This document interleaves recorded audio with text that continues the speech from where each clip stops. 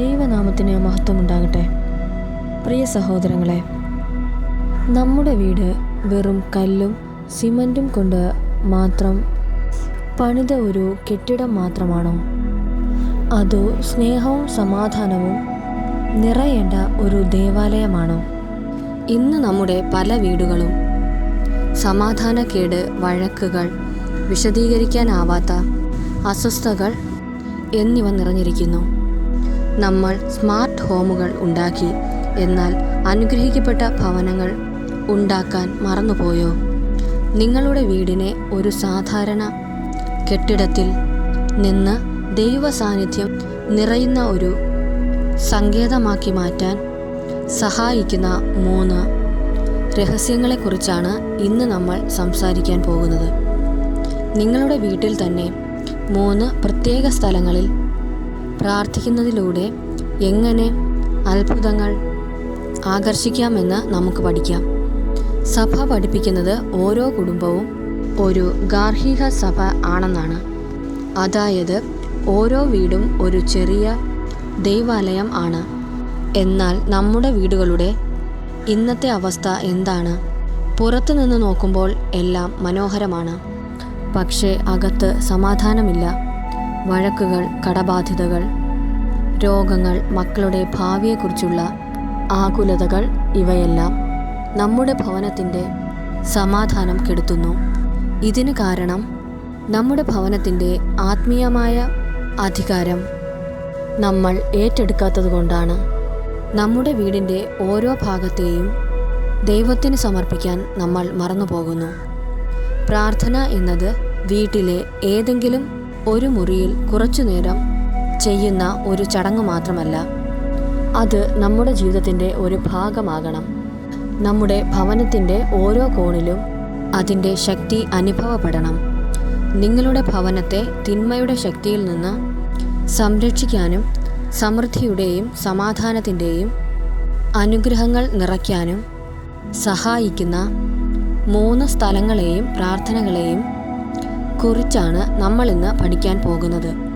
നിങ്ങളുടെ ഭവനത്തെ ഒരു ദേവാലയമാക്കി മാറ്റാൻ നിങ്ങൾ ആഗ്രഹിക്കുന്നു എങ്കിൽ, എൻ്റെ ഭവനത്തെ ഞാൻ ദൈവത്തിന് സമർപ്പിക്കുന്നു എന്ന് ഇപ്പോൾ തന്നെ ഒരു കമൻ്റ് ചെയ്യുക. ഇതൊരു പ്രഖ്യാപനമാകട്ടെ. 1ാമത്തെ സ്ഥലം, നിങ്ങളുടെ വീടിൻ്റെ പ്രധാന വാതിൽ. നമ്മുടെ വീടിൻ്റെ ഏറ്റവും പ്രധാനപ്പെട്ട ഭാഗങ്ങളിൽ ഒന്നാണ് പ്രധാന വാതിൽ. അതൊരു അതിർവരമ്പാണ്.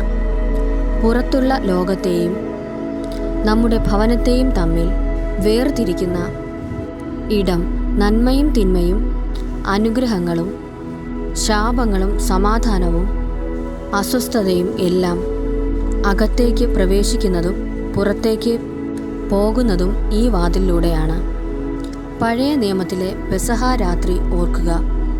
ഇസ്രായേൽ ജനം തങ്ങളുടെ വീടിൻ്റെ കട്ടിള കാലുകളിൽ കുഞ്ഞാടിൻ്റെ രക്തം പുരട്ടിയപ്പോൾ സംഹാരദൂതൻ ആ ഭവനങ്ങളെ കടന്നുപോയി.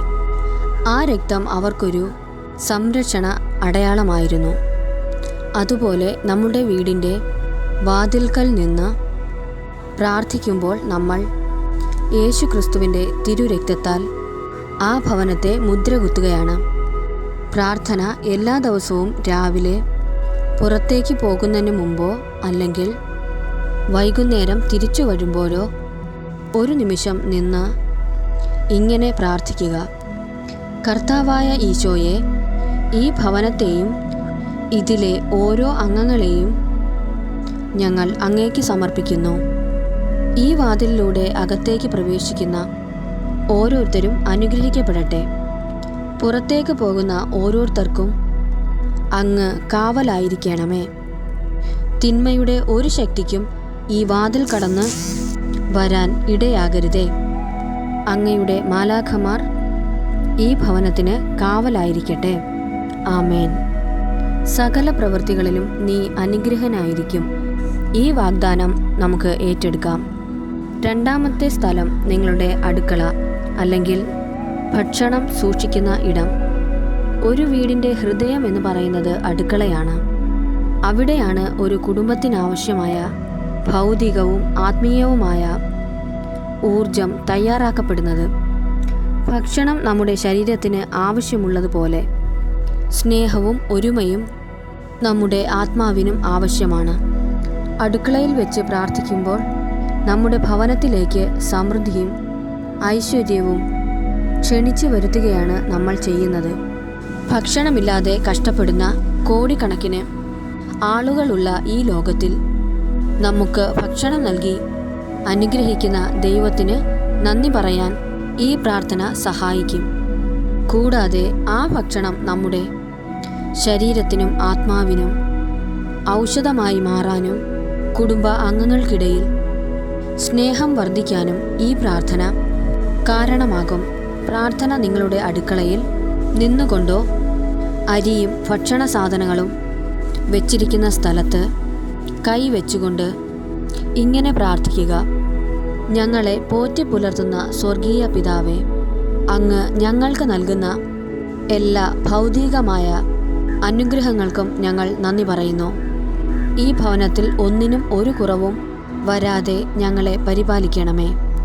ഈ ഭക്ഷണം കഴിക്കുന്ന ഓരോരുത്തർക്കും അങ്ങ് ആരോഗ്യവും ശക്തിയും നൽകണമേ. ദാരിദ്ര്യവും ബുദ്ധിമുട്ടും ഞങ്ങളുടെ ഭവനത്തിൽ നിന്ന് അകറ്റി നിർത്തണമേ. ആമേൻ. സങ്കീർത്തനം 23:1. യഹോവ എൻ്റെ ഇടയനാകുന്നു, എനിക്ക് മുട്ടുണ്ടാകുകയില്ല. ഈ വിശ്വാസത്തോടെ നമുക്ക് പ്രാർത്ഥിക്കാം. മൂന്നാമത്തെ സ്ഥലം നിങ്ങളുടെ കിടപ്പുമുറി. നമ്മുടെ ജീവിതത്തിലെ ഏറ്റവും സ്വകാര്യമായ ഇടമാണ് നമ്മുടെ കിടപ്പുമുറി. നമ്മൾ ഏറ്റവും ബലഹീനർ ആകുന്നതും നമ്മുടെ ചിന്തകളും സ്വപ്നങ്ങളും ഒരുപോലെ കടന്നു വരുന്നതുമായ സ്ഥലം.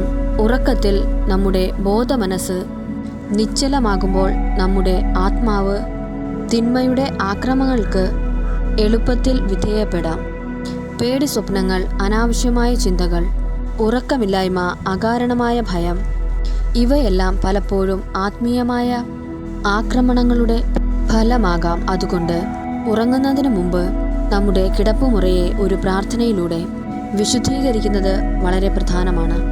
ഇത് നമുക്ക് സമാധാനപരമായ ഉറക്കം നൽകുക മാത്രമല്ല, നമ്മുടെ ആത്മാവിനെ സംരക്ഷിക്കുകയും പിറ്റേ ദിവസത്തേക്ക് നമ്മെ ആത്മീയമായി ഒരുക്കുകയും ചെയ്യും. പ്രാർത്ഥന ഇങ്ങനെയാണ്: നിങ്ങളുടെ കിടപ്പുമുറിയിലിരുന്ന് ഉറങ്ങുന്നതിന് മുമ്പ് ഇങ്ങനെ പ്രാർത്ഥിക്കുക: സമാധാനത്തിൻ്റെ ദാതാവായ കർത്താവേ, ഈ രാത്രിയിൽ അങ്ങയുടെ സംരക്ഷണം ഞാൻ അപേക്ഷിക്കുന്നു. ഈ മുറിയിൽ നിന്ന് എല്ലാ അന്ധകാര ശക്തികളെയും അസ്വസ്ഥതയുടെ ആത്മാക്കളെയും അങ്ങ് വിരട്ടി ഓടിക്കണമേ. എനിക്കും എൻ്റെ പ്രിയപ്പെട്ടവർക്കും സമാധാനപരമായ ഉറക്കം നൽകണമേ. ഉറക്കത്തിൽ പോലും എൻ്റെ കാവൽ മാലാഖമാർ എനിക്ക് തുണയായിരിക്കട്ടെ. അങ്ങയുടെ സംരക്ഷണയിൽ ഞാൻ ശാന്തമായി ഉറങ്ങുന്നു. ആമേൻ. സങ്കീർത്തനം 4:8. ഞാൻ സമാധാനത്തോടെ കിടന്നുറങ്ങും, നീയല്ലോ യഹോവേ എന്നെ നിർഭയം വസിക്കുമാറാക്കുന്നത്. പ്രിയപ്പെട്ടവരെ, ഈ 3 പ്രാർത്ഥനകളും നിങ്ങളുടെ ജീവിതത്തിൻ്റെ ഭാഗമാക്കുക. വാതിൽക്കലിലെ പ്രാർത്ഥന നിങ്ങൾക്ക് സംരക്ഷണം നൽകും. അടുക്കളയിലെ പ്രാർത്ഥന നിങ്ങൾക്ക് സമൃദ്ധി നൽകും. കിടപ്പുമുറിയിലെ പ്രാർത്ഥന നിങ്ങൾക്ക് സമാധാനം നൽകും. ഈ കേട്ട വചനത്താൽ നമ്മെ ഓരോരുത്തരെയും ദൈവം അനുഗ്രഹിച്ച് കാക്കുമാറാകട്ടെ. ആമേൻ.